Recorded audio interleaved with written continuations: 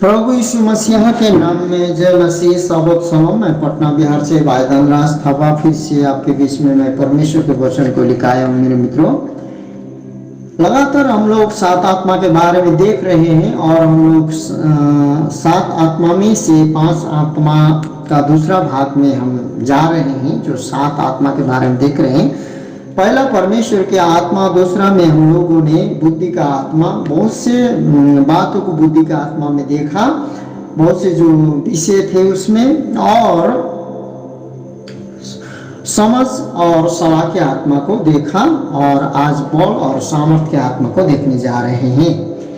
दूसरा भाग बल व सामर्थ का जो आत्मा है, सामर्थ का जो आत्मा है, प्रभु का पांचों आत्मा है, उसमें से पहला भाग में हम लोगों ने देखा, न्यायियों में देखा कि सिमसोन पर परमेश्वर का आत्मा उतरा और उसने एक शेर को बकरी के बच्चा के समान फाड़ दिया।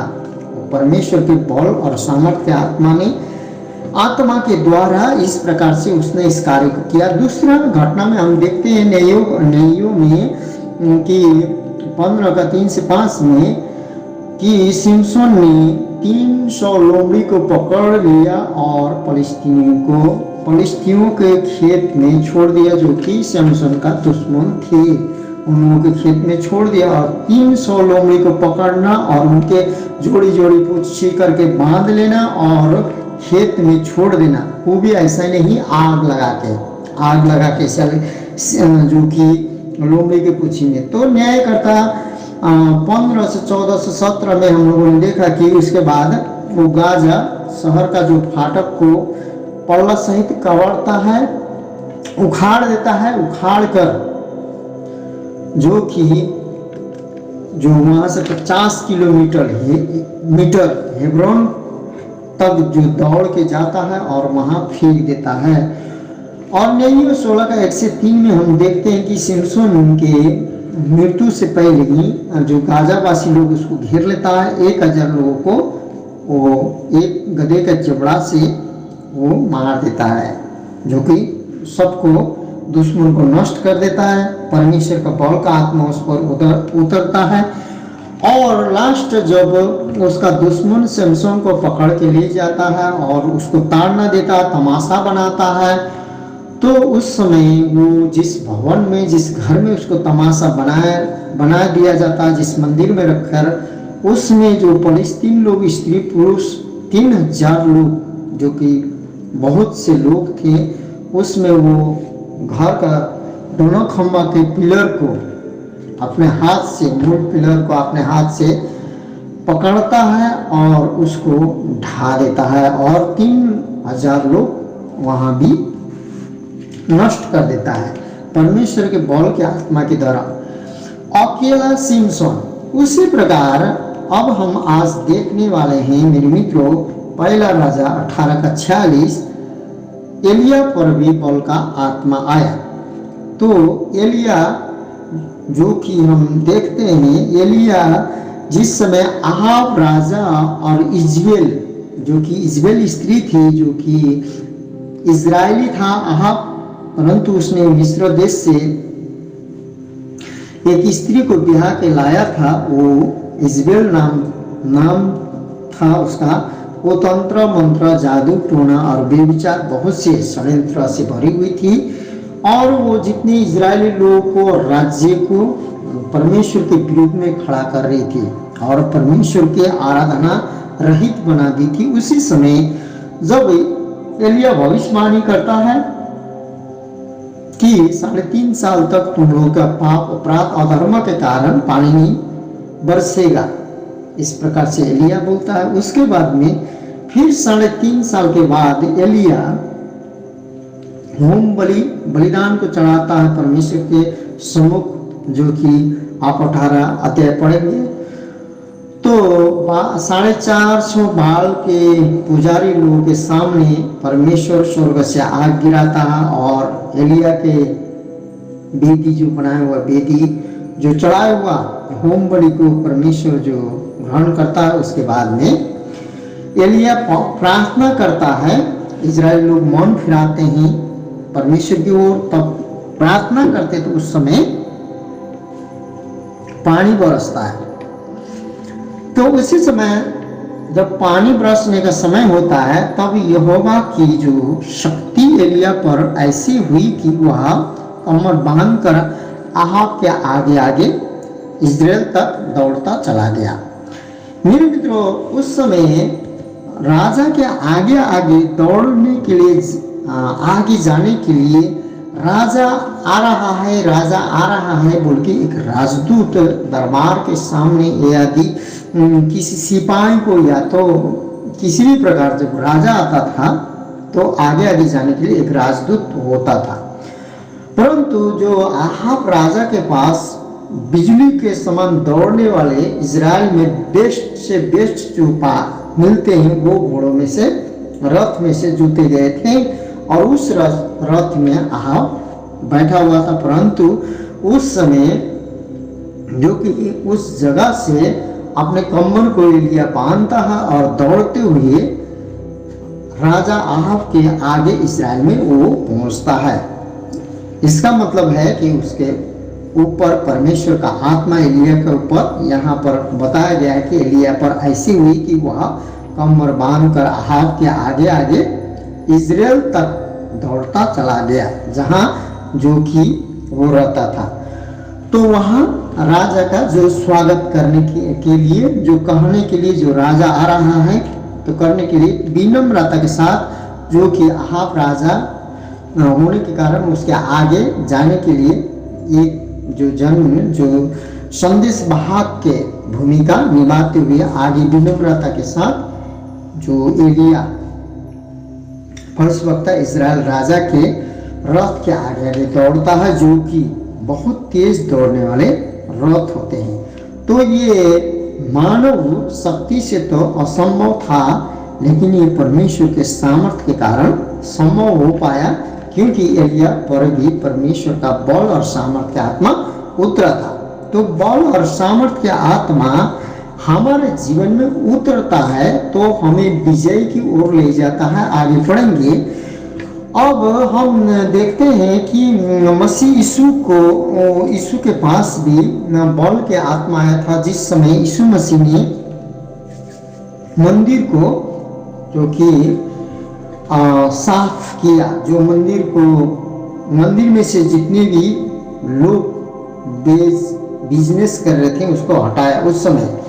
तो हम आइए पढ़ेंगे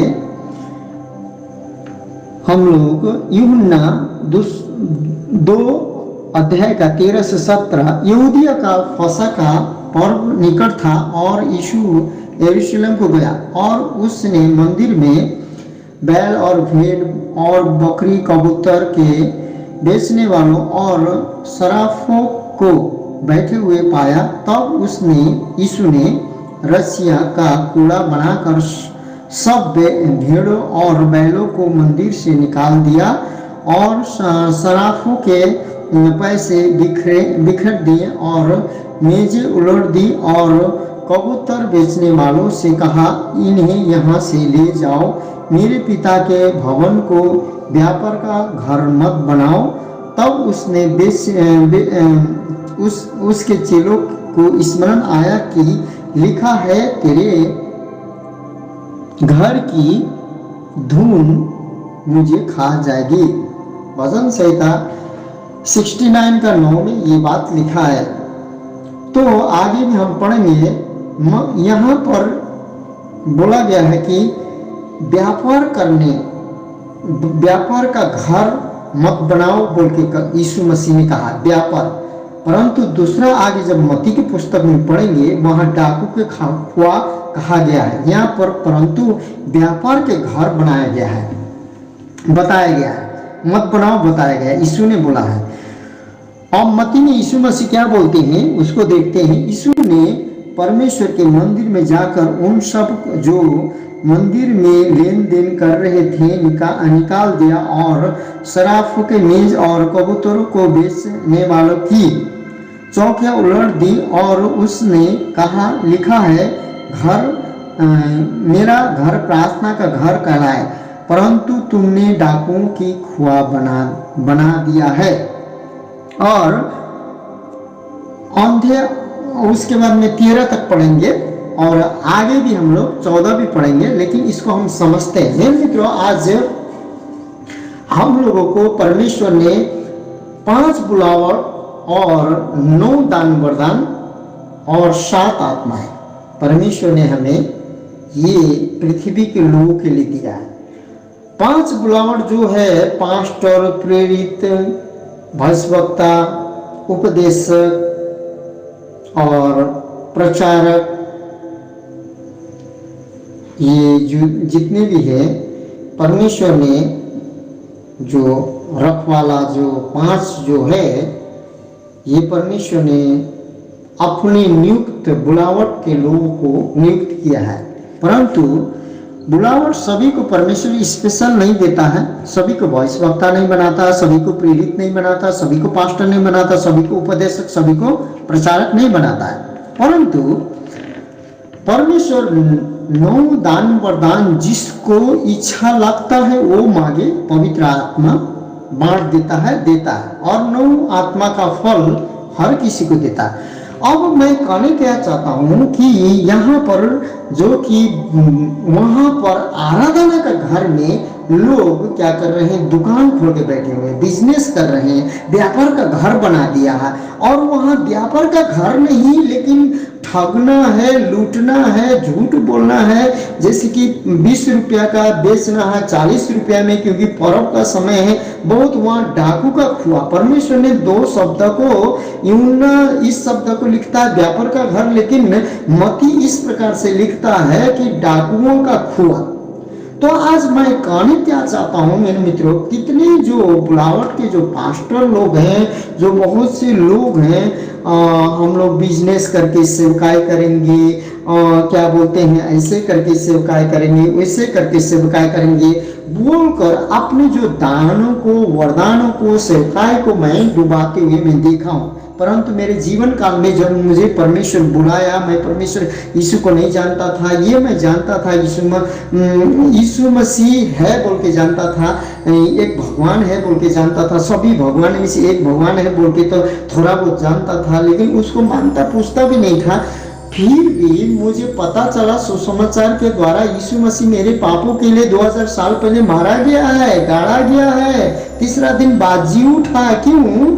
मेरे पापों के लिए मारा गया, गाड़ा गया। मैं पापी था, मुझे इतना प्रेम करता था, मुझे बचाने के लिए मेरे बदले में मारा गया, गाड़ा गया, तीसरा दिन बाद जी उठा। उसका पुनरुत्थान जीवन पर विश्वास करने पर, जो वो जीवित है, मृत्यु को विजय होकर जी उठा है, वो पुनरुत्थान जीवन है, मार्ग सत्य जीवन है बोलकर जिस दिन मैंने विश्वास किया मैं जीवन पाऊंगा बोल के, जब मैंने विश्वास किया है, उसके बाद में मैंने बिजनेस को छोड़ के, कारोबार को छोड़ के परमेश्वर ने मुझे बुलाया है और मैं सेवा कर रहा हूँ। परमेश्वर का सेवकाई मैं 7 साल से कर रहा हूँ। बहुत लोगों ने देखा है, बहुत लोगों ने मुझे पहचाना है, कैसे सेवा कर गए, खाना भी तो पड़ता है, ये भी तो होगा, वो भी तो होगा, बहुत लोग बोलने लगे।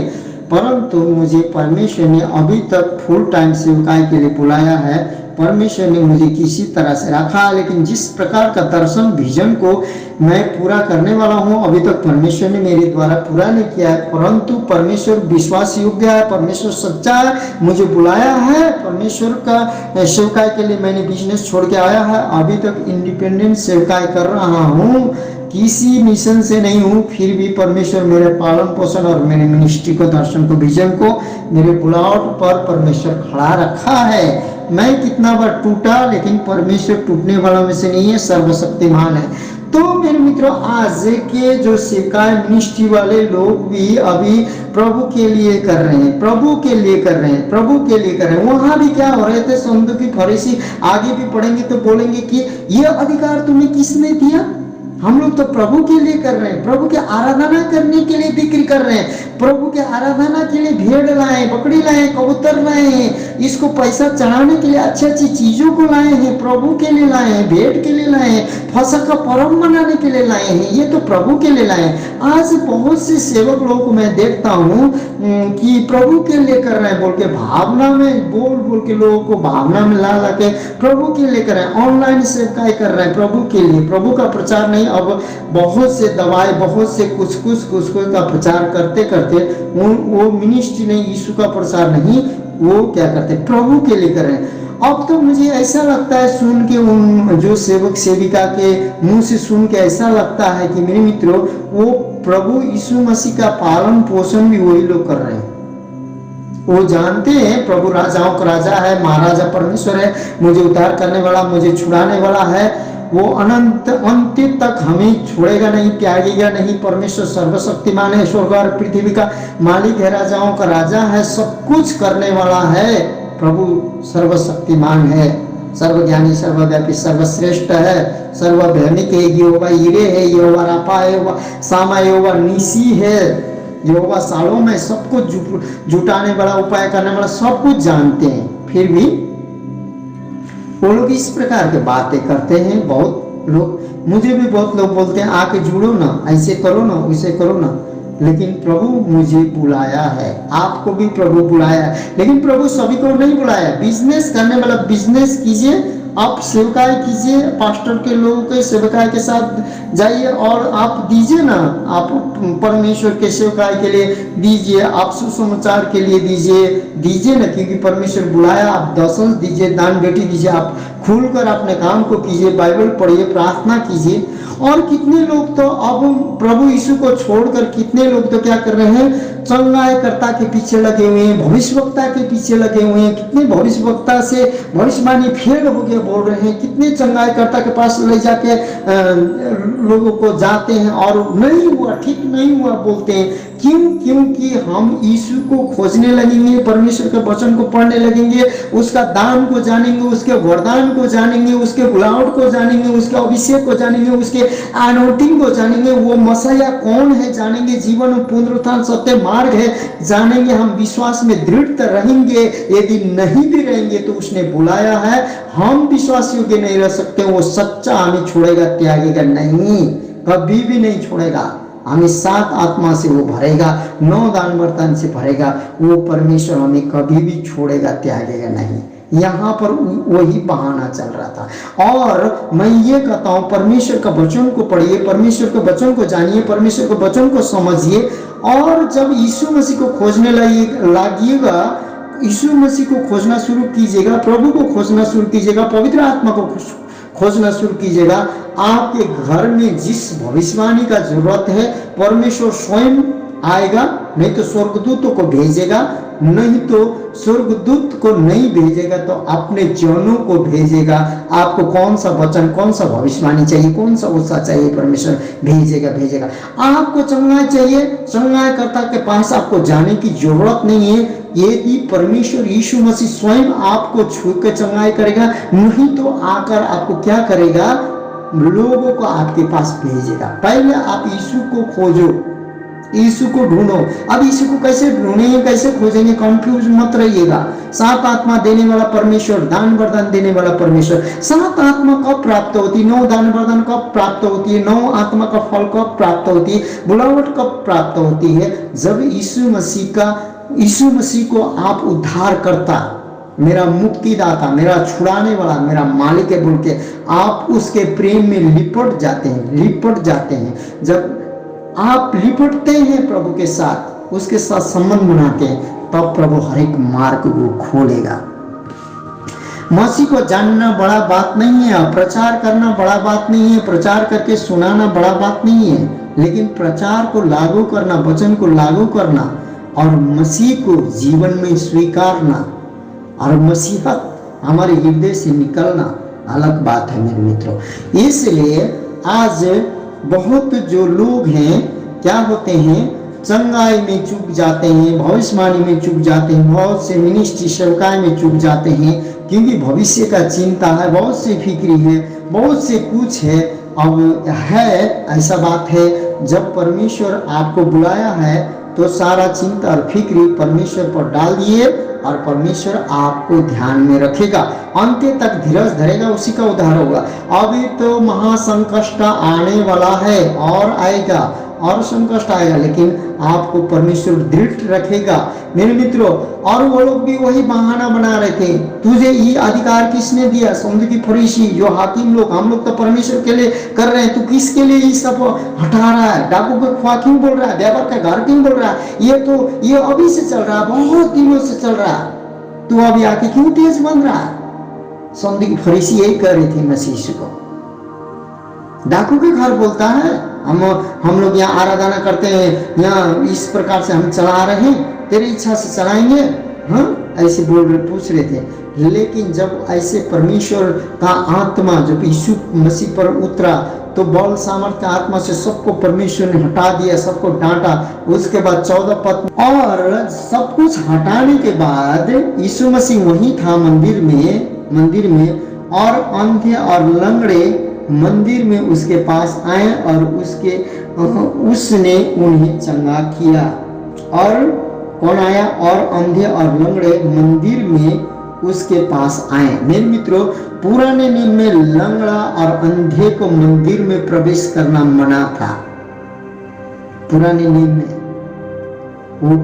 में प्रभु ने मना किया था। अंधा और लंगड़ा जो विशुद्ध है, और वही व्यवस्था और नियम में अंधा लंगड़ा विशुद्ध होते थे।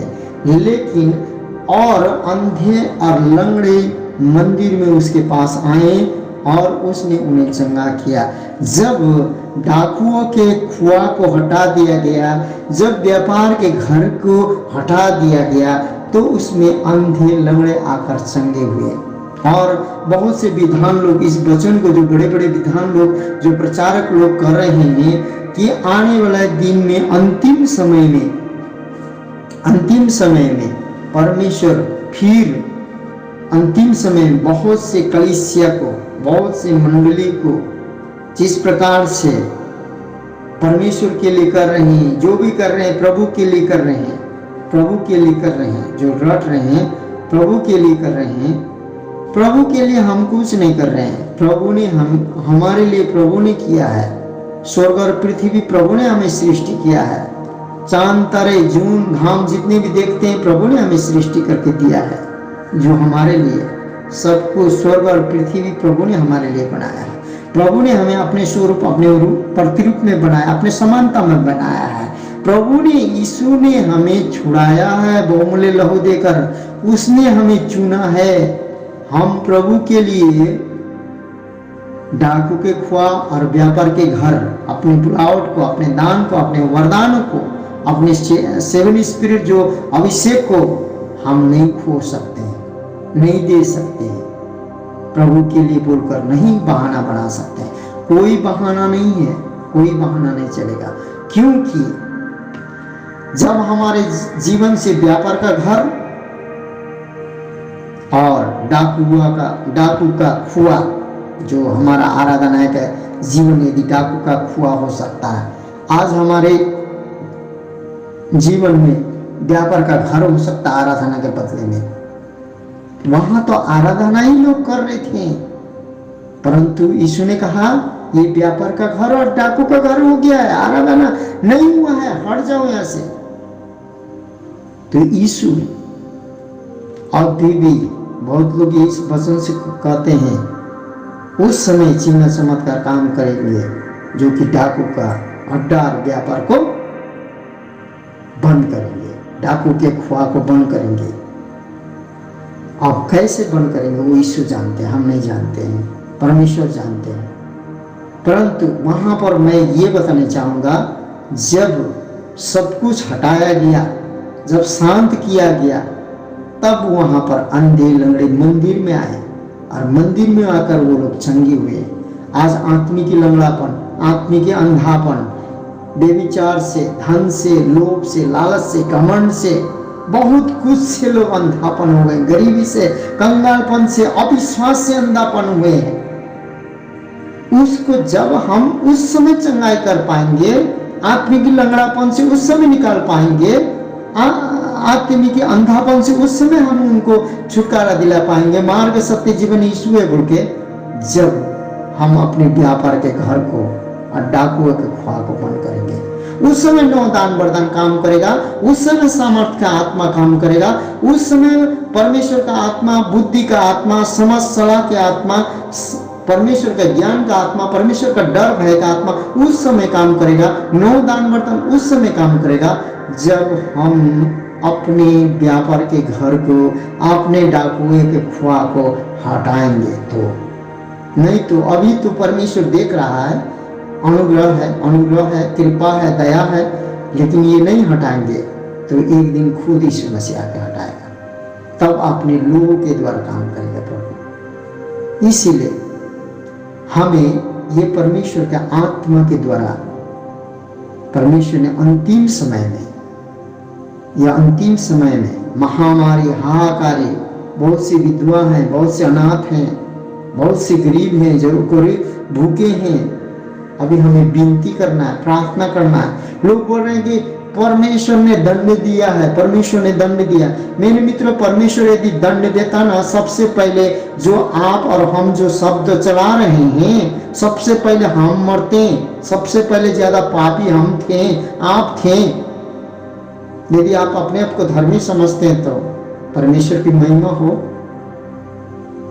दंड नहीं, यहाँ पर दुष्ट जो शैतान, जो परमेश्वर के विरुद्ध से गिरा हुआ, जो लूसीफर आदमी लोगों को भरमा रहा है, आदमी लोगों के आंख में काला पट्टी बांध दिया है, परमेश्वर का तेजमय सुसमाचार उन तक न पहुंचे,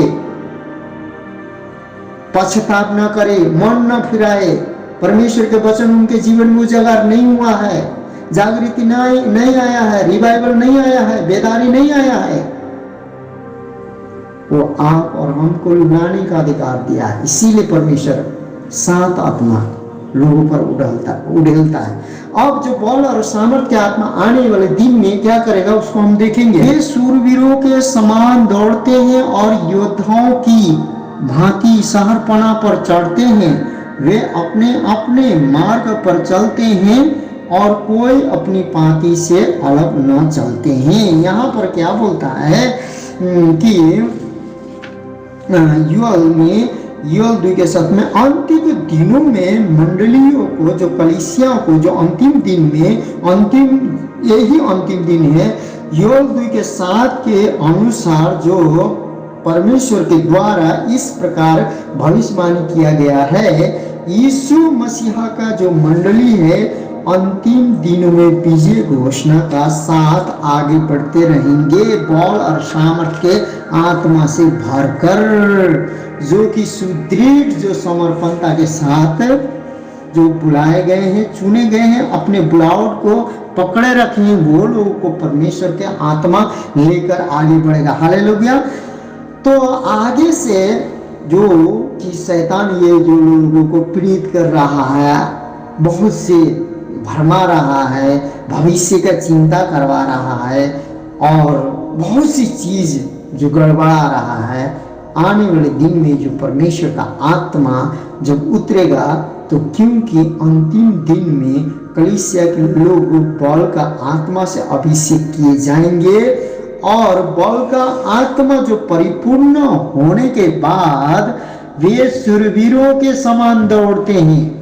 ये लोग क्या करेंगे? शूरवीरों के समान दौड़ेंगे, जैसे कि एलिया अहाब के आगे आगे तेज घोड़ा, लेकिन वो सुसमाचार के लिए, सत्यता में, धार्मिकता में, भविष्यवाणी के लिए, हाँ, सुसमाचार के लिए दौड़ेंगे, चंगाई के लिए दौड़ेंगे, चिन्ह चमत्कार के कार्य के लिए दौड़ेंगे।